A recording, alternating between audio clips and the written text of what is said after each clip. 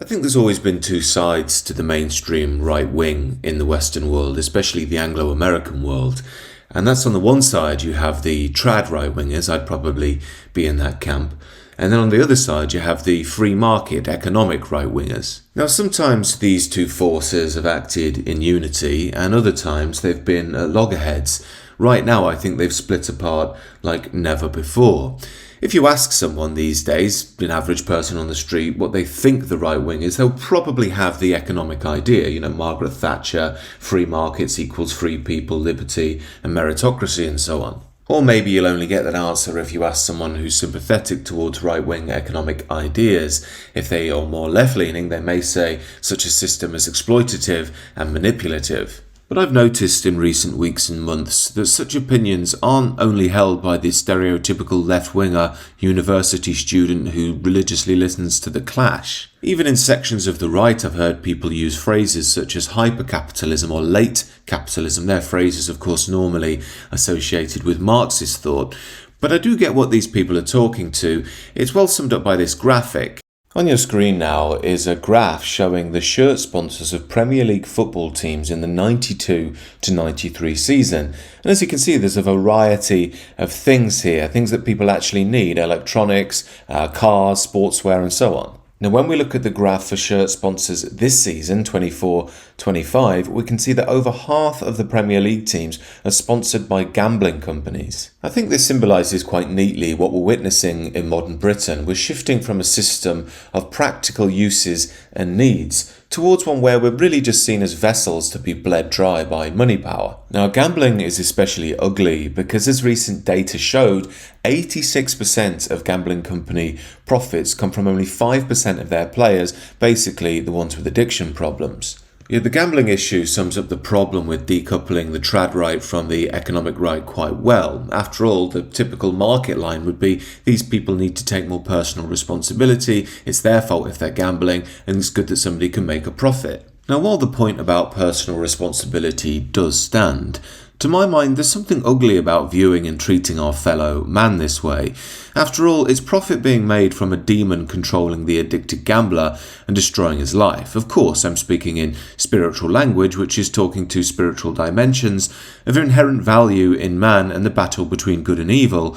But such language isn't welcome when it comes to the modern market, as it may impact profit margins. But this is only one dimension of the situation we're in. Perhaps a more prevalent one was well expressed by Carl Benjamin of the Lotus Eaters. He released a video recently walking around Swindon, but it could have been any town or city in the UK because they all look the same now.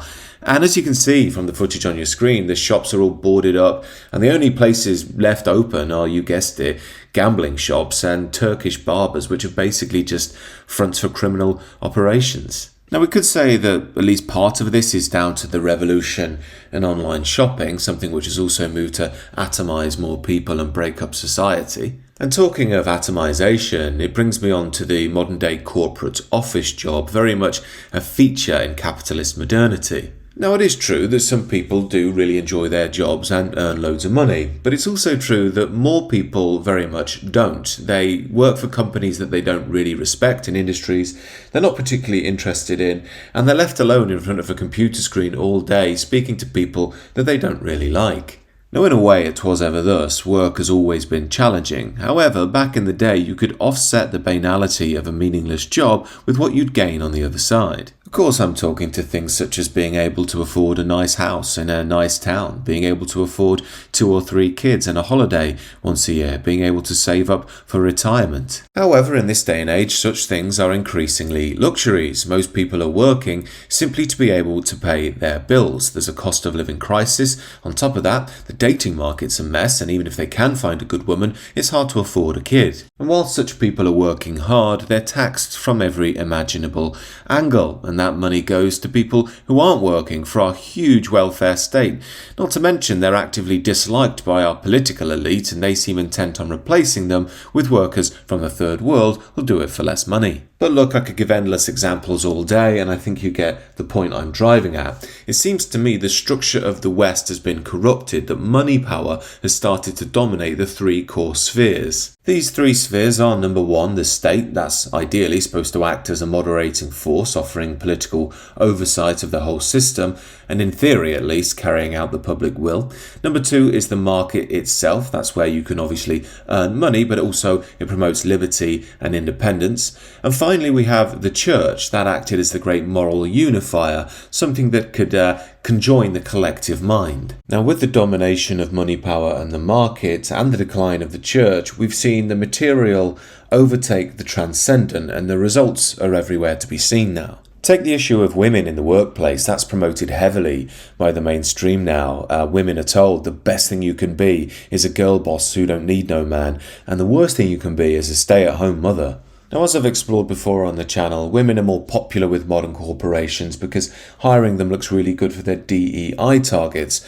However, it turns out that young women are now actually out-earning young men. Of course, they're not having children either. They're not forming families. But as we now know well, the powers that be have solved that one by importing endless people from the third world.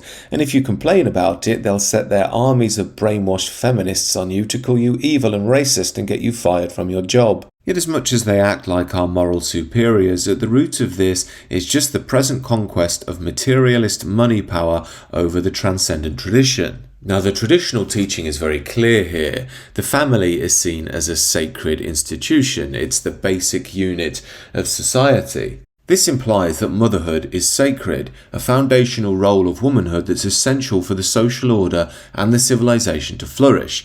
The very nature of motherhood is diametrically opposed to the individualism of modernity. The core of motherhood is in recognizing something is more important than yourself and your individual wants and needs. This, of course, is represented by the divine child.